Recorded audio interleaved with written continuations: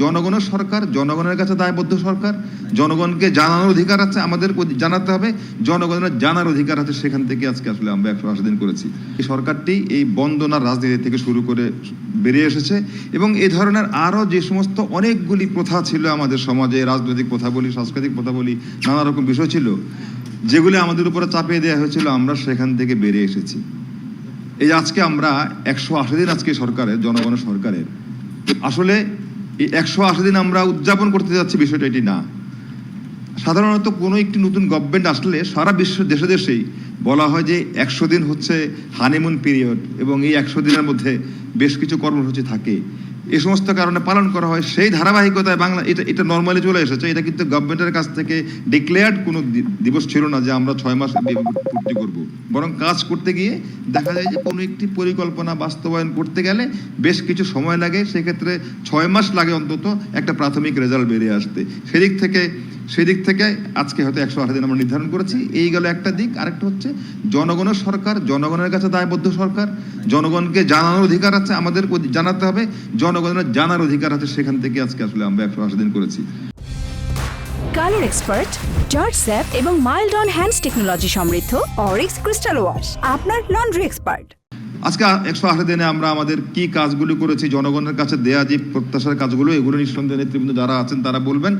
আমি শুধু এভাবে বলতে চাই যে এই 180 দিনে আমরা চেষ্টা করেছি, সরকার চেষ্টা করেছে এবং করে যাচ্ছে যে ভালো কাজগুলো করার জন্য, জনগণের কল্যাণে কাজ করার জন্য। সেখানে নির্বাচনী একটি ইশতেহার ছিল, আপনারা জানেন যে নির্বাচনী ইশতেহারের 31 দফা এবং এই 31 দফা ধরে ধরে প্রত্যেকটা দফাকে বাস্তবায়ন করা। আমি মনে করি যদি সাফল্যের কথা বলতে যাই, এটিও একটি সাফল্য আমাদের সরকারের, যে এগুলি আমরা অতীতে এইভাবে দেখিনি যে একটি নির্বাচনী ইশতেহার জনগণের কাছে যেটা দেয়া হয়েছিল সেটাকে ধরে ধরে বাস্তবায়ন করা, এটা আসলে হয়নি।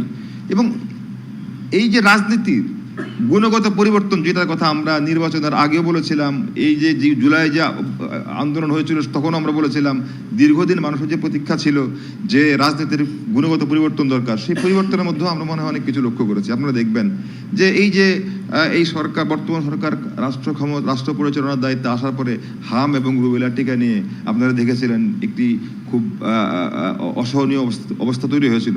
সেটি কিন্তু এই সরকারের দায় ছিল না। কিন্তু আপনারা দেখেছেন মাননীয় প্রধানমন্ত্রী পার্লামেন্টে দাঁড়িয়ে যে সমস্ত শোকাহত পরিবার আছে, যারা সন্তান হারিয়েছেন, যারা স্বজন হারিয়েছেন, তাদের কাছে দুঃখ প্রকাশ করেছেন।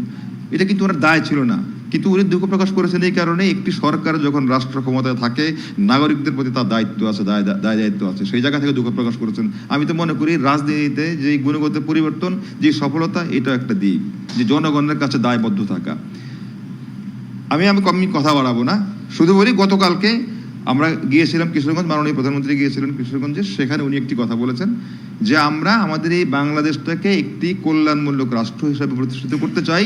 এই কল্যাণমূলক রাষ্ট্রের ধারণাটা হচ্ছে এটা, যে এই রাষ্ট্রের প্রতি জনগণ যেমন দায়বদ্ধ, জনগণের প্রতি রাষ্ট্র যেমন দায়বদ্ধ, জনগণের দায়িত্ব রাষ্ট্রের প্রতি আছে, রাষ্ট্র দায়িত্ব জনগণের প্রতি আছে। ফলে রাষ্ট্র তার সাধ্য সামর্থ্য অনুযায়ী শেষ পর্যন্ত প্রত্যেকটা শ্রেণী পেশা জনগণের পাশে থাকবে এবং রাষ্ট্র থেকে সহায়তা যুদ্ধ পাবে। আবার নাগরিকরাও রাষ্ট্রের প্রতি তার নাগরিক হিসেবে যে দায়িত্ববোধগুলো আছে সেগুলো পালন করবে। এমন একটি কল্যাণমূলক রাষ্ট্র প্রতিষ্ঠা করার জন্য মাননীয় প্রধানমন্ত্রী কাজ করছেন। মাননীয় প্রধানমন্ত্রীর টিমে এই আপনারা যারা দেখছেন মঞ্চে সবাই কাজ করছেন এবং আপনারা যারা আছেন আমরা সবাই মিলে কাজ করছি। কারণ হচ্ছে যে কথাটা মাননীয় প্রধানমন্ত্রী বলেন, সবার জন্য বাংলাদেশ, সবার আগে বাংলাদেশ।